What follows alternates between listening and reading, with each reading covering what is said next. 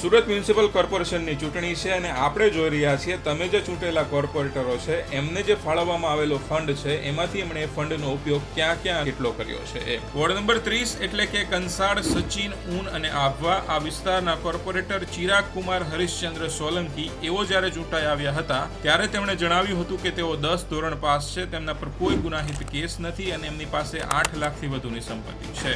હવે જાન્યુઆરી 2021 થી ડિસેમ્બર 2025 સુધીમાં એમણે સુરત મ્યુનિસિપલ કોર્પોરેશનમાંથી 22 કામ મંજૂર કરાવ્યા છે જેની રકમ 70 લાખથી વધુની છે. હવે આજે 22 કામ મંજૂર કરાવાયા છે એમાંથી 2 કામ રોડ સંબંધિત મંજૂર કરાવાયા છે જેની રકમ 6 લાખથી વધુની છે. પાણી સંબંધિત 2 કામ મંજૂર કરાવાયા છે જેની રકમ 4 લાખથી વધુની છે. સ્ટ્રીટ લાઇટના 12 કામ મંજૂર કરાવાયા છે જેની રકમ 22 લાખથી વધુની છે. ડ્રેનેજ લાઇનનું 1 કામ મંજૂર કરાવાયું છે જેની રકમ 5 લાખથી વધુની છે. આરોગ્યને સંબંધિત 1 કામ મંજૂર કરાવાયું છે જેની રકમ 5 લાખથી વધુની છે. શાળા સંબંધિત 2 કામ મંજૂર કરાવાયા છે જેની રકમ 21 લાખથી વધુની છે. બાકડા ફાળવવાના 2 કામ મંજૂર કરાવાયા છે જેની રકમ 5 લાખથી વધુની છે. હવે આ વિસ્તારના દરેક કોર્પોરેટરે શાળા પાછળ અને સ્ટ્રીટ લાઇટ પાછળ સૌથી વધારે ખર્ચ કર્યો છે. તો આ વિસ્તારની શાળાઓ અને સ્ટ્રીટ લાઇટની પરિસ્થિતિ કેવી છે અહીં કમેન્ટ કરીને જણાવજો. બાકી સુરતીઓ તૈયાર થઈ જાઓ, ચૂંટણી આવી રહી છે.